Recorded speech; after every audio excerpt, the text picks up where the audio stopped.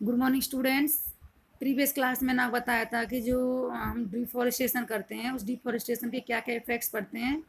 बहुत सारे कारण बताए थे मैंने आपको। ठीक है, तो वन बाय वन एक एक डिटेल से हम पढ़ेंगे कि why would deforestation lead to increase in carbon dioxide in the atmosphere and global warming. कैसे डिफॉरेस्टेशन से पेड़ों काटने से CO2 का लेवल बढ़ जाता है एटमॉस्फेयर में और ग्लोबल वार्मिंग होती है। तो बेटा मैंने बताया था ना CO2 लेवल क्यों बढ़ जाता है, ग्लोबल वार्मिंग कारण बताया था मैंने आपको।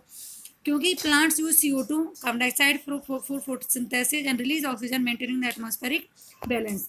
क्योंकि बेटा जो प्लांट्स होते हैं वो CO2 गैस रिलीज करते हैं, एब्जॉर्ब करते हैं ड्यूरिंग फोटोसिंथेसिस, खाना बनाते समय, एंड ऑक्सीजन गैस रिलीज करते हैं जैसे हम ले लेते हैं ड्यूरिंग रेस्पायरेशन। तो बेटा जब प्लांट्स ही नहीं रहेंगे तो CO2 कौन लेगा? तो CO2 का लेवल क्या होगा? बढ़ जाता है। फ्यूअर प्लांट्स से क्या हो जाता है? CO2 का लेवल बढ़ जाता है। तो उससे क्या होगा? Carbon dioxide trap heat rays, जो CO2 लेवल होता है वो ब्लैंकेट बना लेता है अपने ऊपर एक एटमॉस्फेयर में, और उससे क्या होता है, हमारी धरती के ऊपर एक एटमॉस्फेयर में एक ब्लैंकेट बन जाता है। जो ब्लैंकेट होता है वो हीट को बाहर नहीं जाने देता अपने में से। उससे क्या होगा? अचानक से धरती पर टेम्परेचर बढ़ जाता है जिसे हम कहते हैं ग्लोबल वार्मिंग। और उस ग्लोबल वार्मिंग का बताया था मैंने आपको, मेल्टिंग ऑफ ग्लेशियर, ग्लेशियर पिघल रहे, बताया था मैंने आपको कल ये। तो वो हीट रेज को ट्रैप कर लेता है जिससे क्या होता है, ग्लोबल वार्मिंग का कारण वो बन जाती है। दूसरा, कैसे how does deforestation cause drought and reduction in the rainfall. कैसे डिफॉरेस्टेशन सूखा का कारण बनता है, रेनफॉल कम होने का कारण बनता है, ये बताया बेटा मैंने आपको। क्योंकि जो प्लांट्स होते हैं वो उसकी जो रूट्स होती हैं वो वाटर लेती हैं अपना मिट्टी में से, वाटर मिनरल्स, और वो वाटर जो एक्स्ट्रा वाटर होता है वो लीव्स में जो टोमेटा होते हैं वो एक्स्ट्रा वाटर वेपर के रूप में ट्रांसपायरेशन प्रोसेस के द्वारा, वाष्पोत्सर्जन प्रोसेस जिसे कहते हैं, उसके द्वारा वाटर वेपर रूप में बाहर निकल जाता है एटमॉस्फेयर में। तो बेटा जब प्लांट से कम होंगे तो वो ट्रांसपायरेशन प्रोसेस कहाँ से होगा? ट्रांसपायरेशन नहीं होगा तो अल्टीमेटली बारिश कम होती है। तो यही कारण है, when trees are cut down, जब पेड़ कट जाते हैं, the percentage of condensation in atmosphere increase, CO2 level बढ़ जाता है हमारे एटमॉस्फेयर में, एंड इंक्रीज ग्लोबल वार्मिंग बता चुकी हूँ। Moreover plants absorb water from the soil, हमें पता है। उसके साथ साथ जो प्लांट्स हैं वो सॉइल से वाटर एब्जॉर्ब करते हैं, and release in the air, और उसे एयर में रिलीज कर देते हैं ट्रांसपायरेशन प्रोसेस द्वारा। It in this moisture in the air which eventually turns into cloud, और फिर वो वापस बारिश रूप में आता है, बताया था ना मैंने, ऊपर जाता है, वो ठंडी हो जाती है वाटर वेपर, फिर वो ड्रॉप बन जाती है, बहुत सारे ड्रॉप इकट्ठे होकर क्लाउड, और क्लाउड फिर अर्थ पर आ जाता है रेनफॉल के रूप में।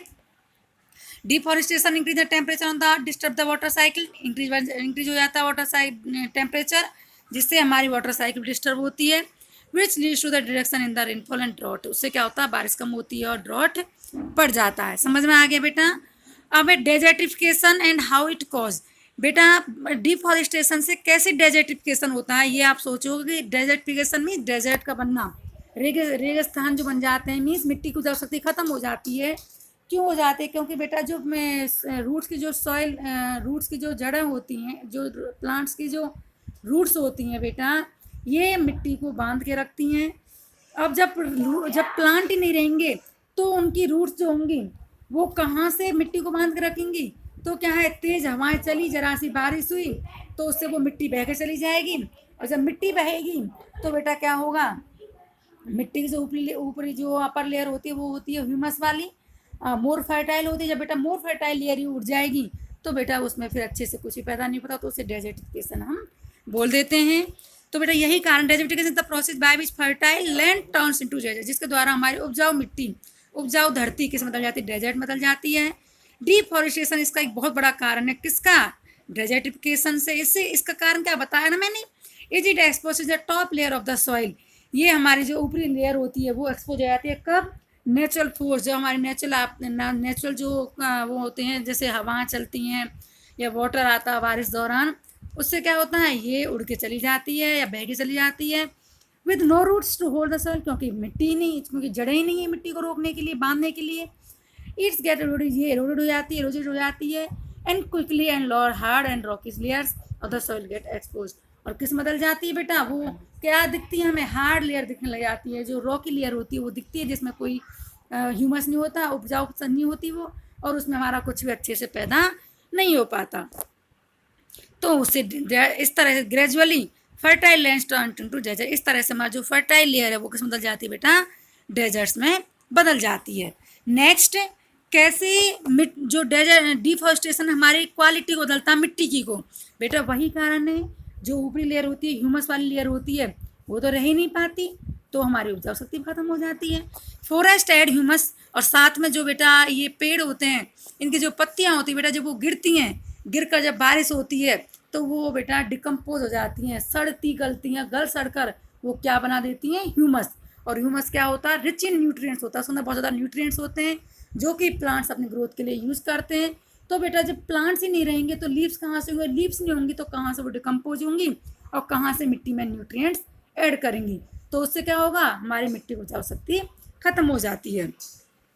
The forest add humus to the top layer of the soil. Their roots hold the soil together and allow the surface water to seep.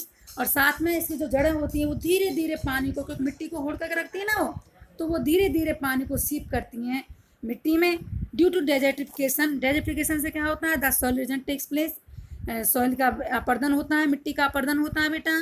अपर्दन means मिट्टी का कटाव। सॉइल इरोजन क्या होता है बेटा, the removal of the upper layer of the soil, मिट्टी की ऊपरी परत का रिमूवल होना क्या कहलाता है बेटा, सॉइल इरोजन कहलाता है। और वो ऊपरी लेयर हमारी उपजाऊ होती है।